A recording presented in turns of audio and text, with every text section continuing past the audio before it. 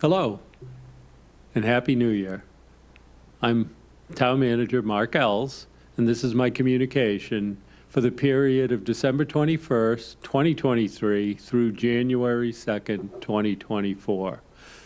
As always, we're proceeding with the budget action calendar for FY25, and you can find all of our information relevant to how we're progressing through our budget on our town website, on open budget, and in general, within the home page, go into departments, go into our finance department, and you can find a whole host of information, both present and past.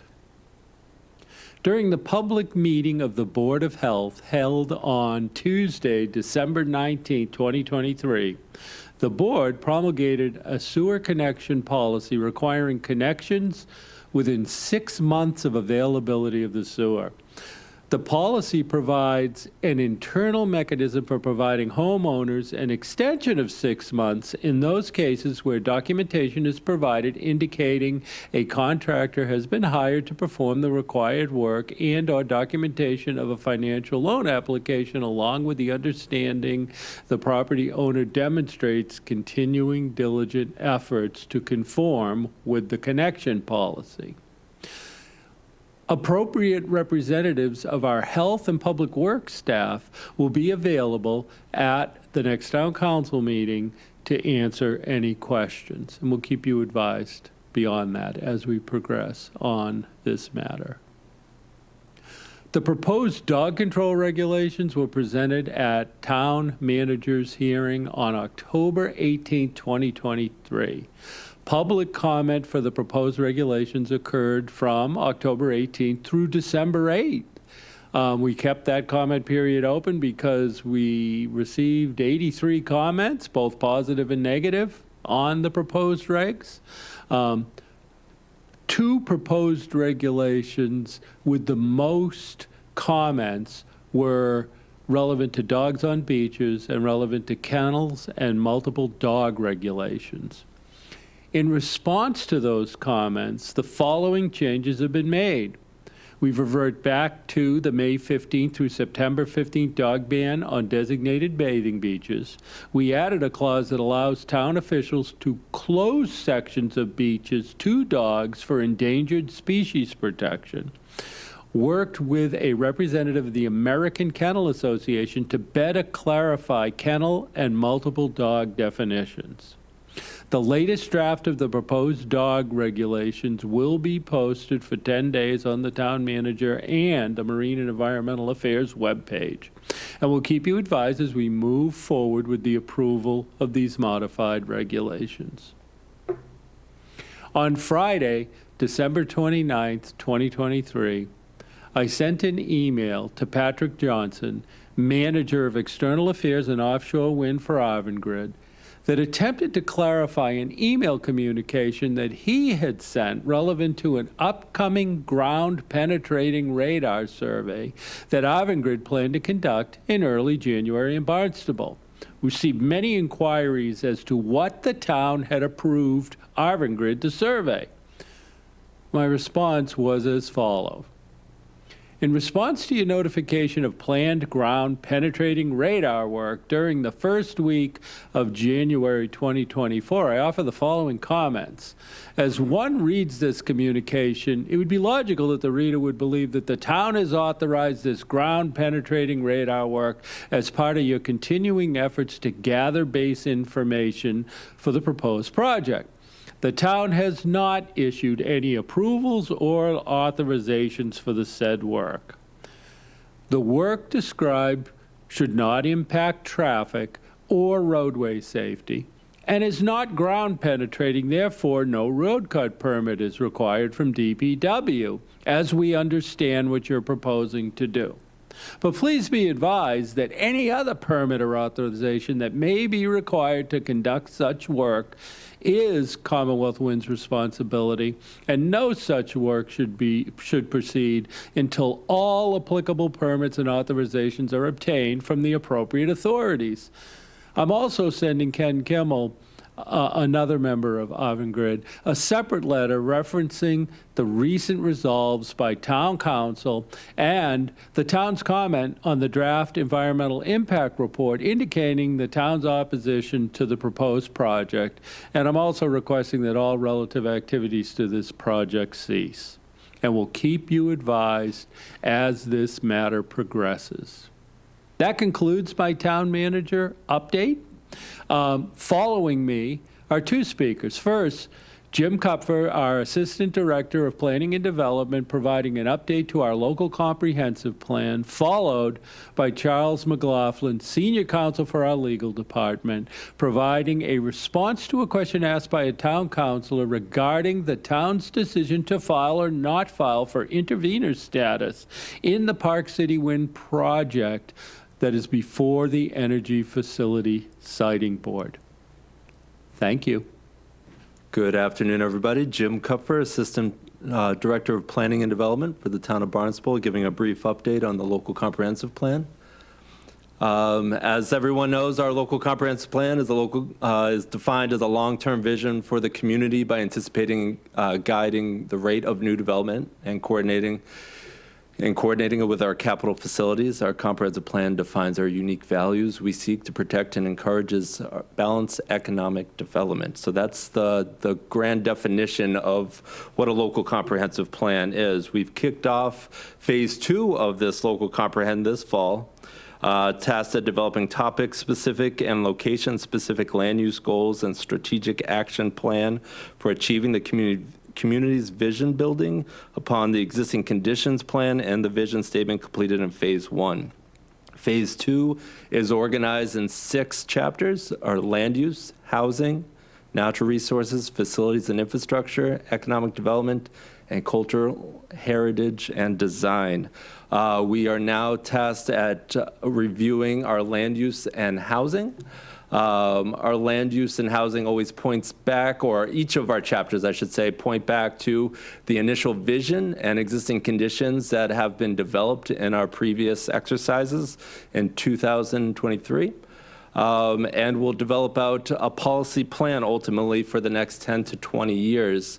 Utilizing our plan to identify each of those nodes that you notice there at historic areas, commercial nodes, residential, village centers, maritime, our growth incentive zone, regional economic center, and natural areas. Those are all of our land use policy principles.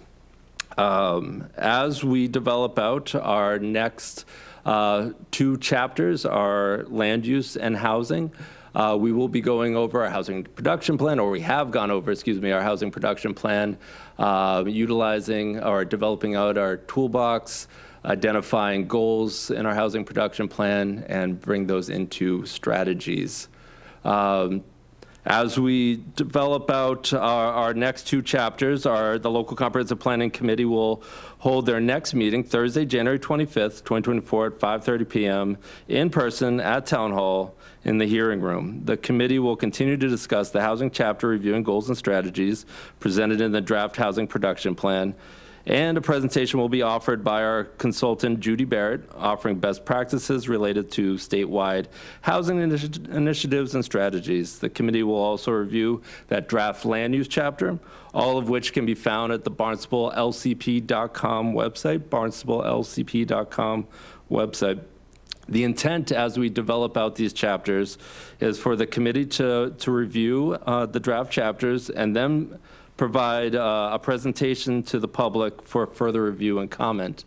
As you see there, it's a busy chart, but what we're seeking to perform is to create multiple draft chapters and then bring out these draft chapters to the public in each of the villages, as we did in phase 1, bringing the product to our community and gaining a lot of great insight, comments, and feedback to then bring back to the local comprehensive planning committee. So with that, you can learn more about the process of the Local Comprehensive Planning Committee at barnstablelcp.com, and we look forward to everyone on January 25th, 2024 at 5:30 p.m. here at Town Hall. Thank you. Good day. My name is Charlie McLaughlin. I'm senior counsel in the legal department, and Happy New Year to everyone. We had been asked by Councilor John Crow to respond to some questions concerning the involvement with Park City Wind before the Energy Facilities Setting Board, and particularly concentrating on his question, which I will summarize for you as I go through this report. Thank you so much. That addresses how we got to process that matter and what was going on in parallel with the Energy Facility Setting Board proceedings. I have reviewed your questions carefully, Councilor Crow, and answer them roughly in the order presented. The prime focus of my comments is on the issue of intervention, and I hope that the discussion of the background context will be helpful to your understanding of the matter. Importantly, intervening in this matter means that the town is a party to a proceeding. Being a party gives the town the right to present arguments and evidence during the proceeding, which becomes part of the record and provides a potential basis for an appeal. As a party, the town has the right to appeal from any decision. As the council is now aware, the Energy Facility Setting Board has issued its final decision in the Park City Wind proceeding and denied the town's amended petition to intervene. Accordingly, the town is not a party to the proceeding and cannot appeal the decision. The town did have the opportunity to comment at the hearing, but as a member of the public and not as a party. There are a number of questions that Councilor Crow has raised, and I have summarized them here, and will just read them to you and provide our answer in the context of that particular question. And as Councilor Crow's first question summarized is, how is the decision not to intervene in the Park City proceedings made, and by whom? With respect to intervention in the Park City Wind proceeding, context is all important. The original Vineyard Wind petition proposed two projects, both landing at Covell's Beach. Phase 1, now under construction, leads from Covell's to Independence Park. Phase 2 was to occupy the same Phase 1 duck bank along Craigville Beach Road and then branch off to the northwest at Strawberry Hill Road and extend out to the Oak Street N-Star Eversource substation. The town has been granted intervenor status, had been granted, I should say, intervenor status in the Phase 1 EFSB proceeding. After weeks of intense negotiations leading up to the commencement of the EFSB hearings on Phase 1, the town and Vineyard Wind negotiated a host community agreement on the eve of hearings commencing at the EFSB, and the host community agreement was then signed on October 3, 2018. Having gained a binding settlement in the form of an HCA that achieved our two primary goals, i.e. inhibiting another repeat of the Cape Wind proposal in Nantucket Sound, and secondly, creating industry-leading protection for groundwater, as well as a host of other benefits, the town agreed not to actively participate in the EFB proceeding, except in response to a request to do so. In May of 2020, Vineyard Wind filed its petition to construct Phase 2 of its project, which at the time was fully covered by the existing host community agreement that covered both Phase 1 and Phase 2. The town enjoyed an excellent working relationship with Vineyard Wind staff, and so on November 19, 2021, Vineyard Wind then informed the Energy Facility Setting Board that a corporate restructuring had occurred, and the Phase 2 of the Vineyard Wind project and host community agreement would be assigned to an entity known as Park City Wind, eventually to be wholly owned by Avangrid Renewables or a subsidiary thereof. Vineyard Wind and Park City Wind had the same lawyer serving as counsel for both projects. Excuse me. At my urging and after extensive discussions, Park City Wind agreed to enter into a second host community agreement for Park City Wind so that performance and default issues, if any, could be clearly distinguished between the Vineyard Wind and Park City Wind projects. The lawyers then exchanged drafts of a new host community agreement closely modeled on the original two-phase Vineyard Wind agreement, and the town manager eventually signed a host community agreement with Park City Wind in May of 2022 after council approval to do so. Virtually at about the same time, the Energy Facilities Siting Board hearings on Park City Wind concluded, and that conclusion occurred on June 1, 2022.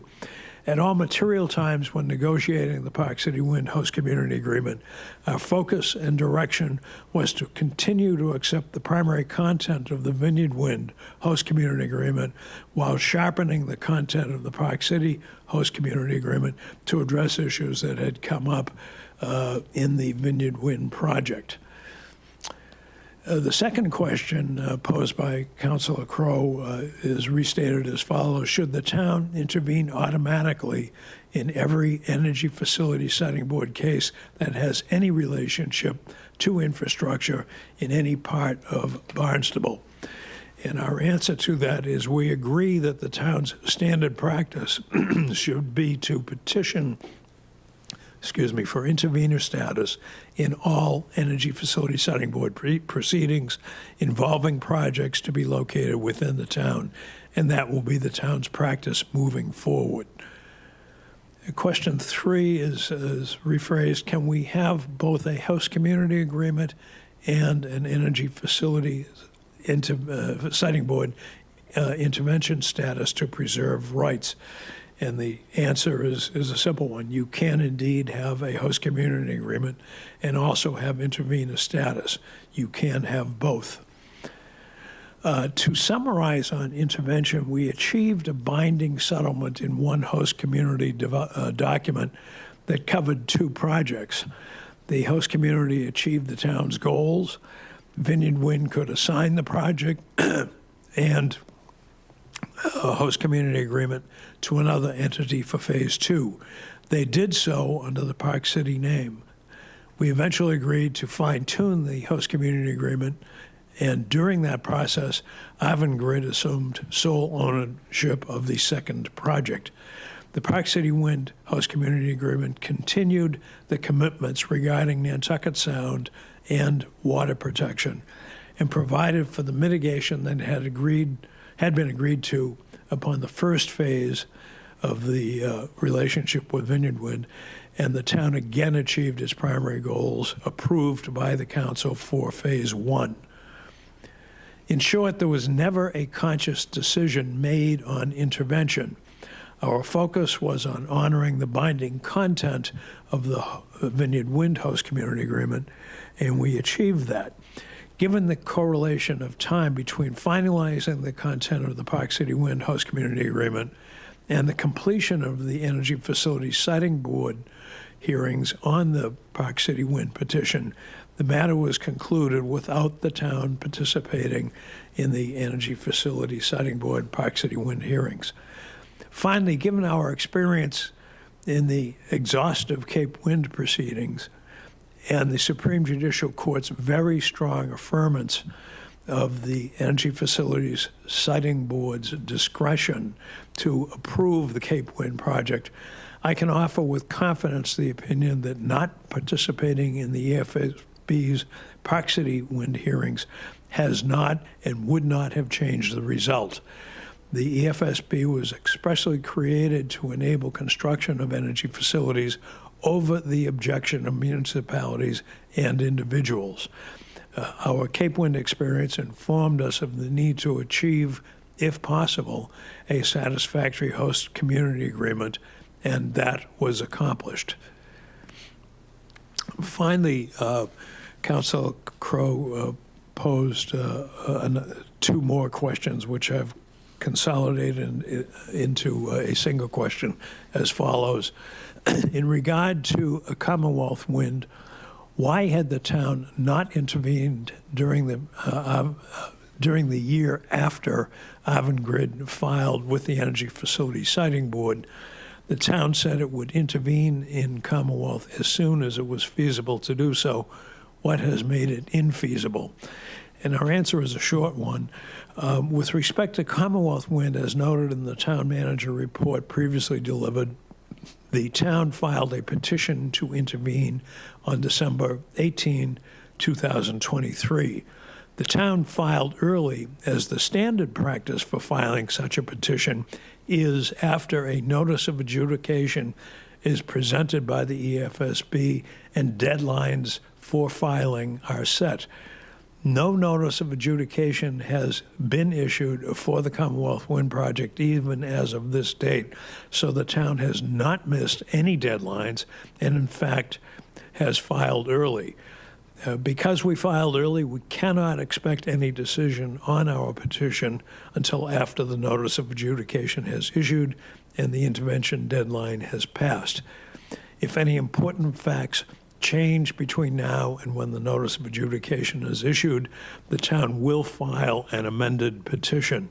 I'll just note also for the record that Save Dowses Beach filed very soon after the petition was filed with the EFSB almost a year ago. And because, one, there had been no hearing officer assigned to it, and because no notice of pending adjudication was issued then, their petition, like ours, remains in limbo, if you will, waiting for the formal proceedings to begin. So again, we have lost nothing by delaying. We've monitored the proceedings that have been filed, or the lack thereof is probably a better description. But nothing is happening, nothing has happened that would affect our rights to intervene. And indeed, we've set forth a comprehensive set of reasons why we should be allowed in that proceeding once it becomes formal. And that will conclude my comments today. Thank you very much.